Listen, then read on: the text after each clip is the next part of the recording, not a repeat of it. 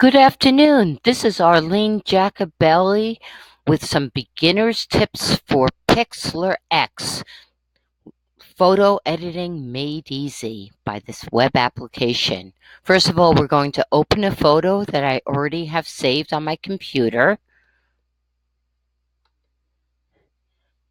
From there, I want to point out the various tools are listed on the left-hand side. If you hover your mouse over any of these tools, it'll tell you what they do.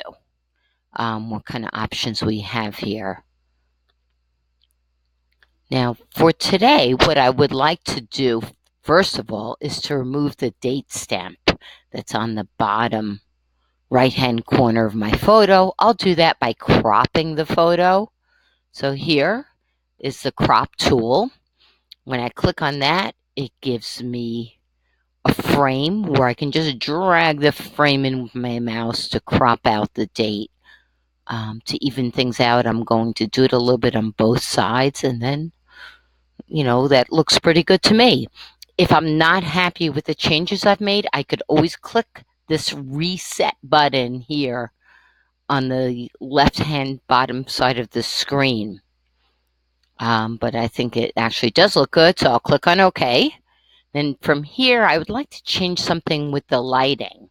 So if I bring my mouse down to the third icon here on the left-hand side, this is the adjust button, and I can use that to change colors, light, smooth, grain, vignette, and other details in the bitmap layer. So I'm going to click that, and here it gives me lots of choices with the coloring, the brightness, the contrast.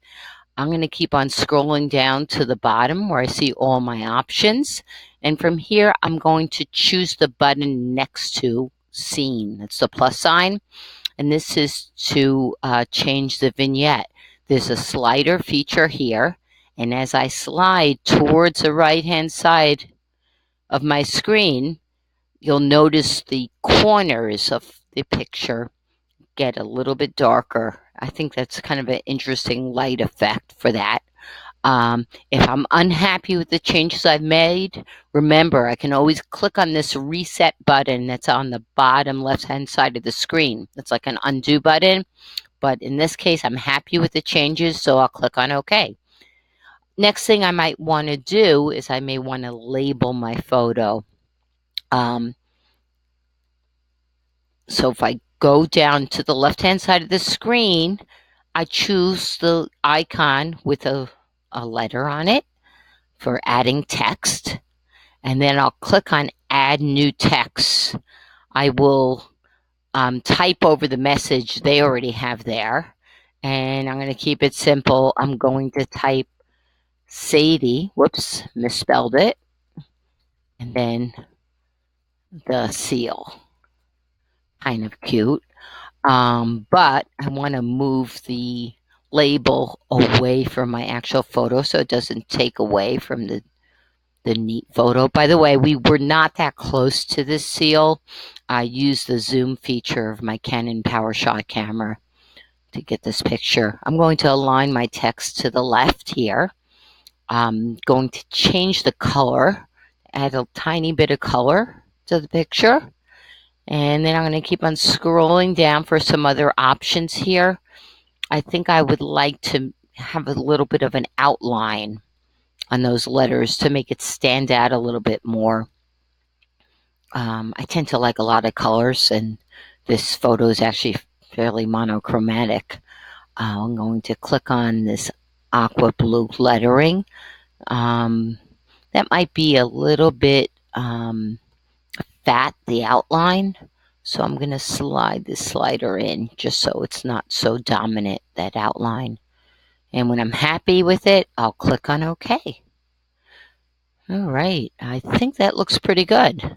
So at this point, it's time to save my work. Very important. Actually, I always say as you're working on something, if it's something you've been working on a long time, save often. You could always save over or rename things. Click on Save at the bottom right-hand side of the screen.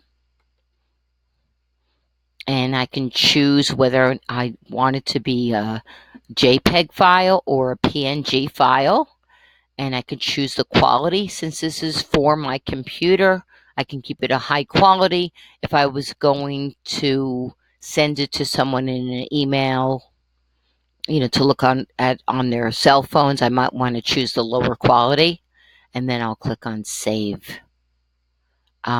By default, it saves it on my download folder on this computer. Anyway, have fun. Don't hesitate to try other tools in this program. There's always the reset button to use if you're not happy with the changes. And have a great day. Hope you enjoyed the tutorial.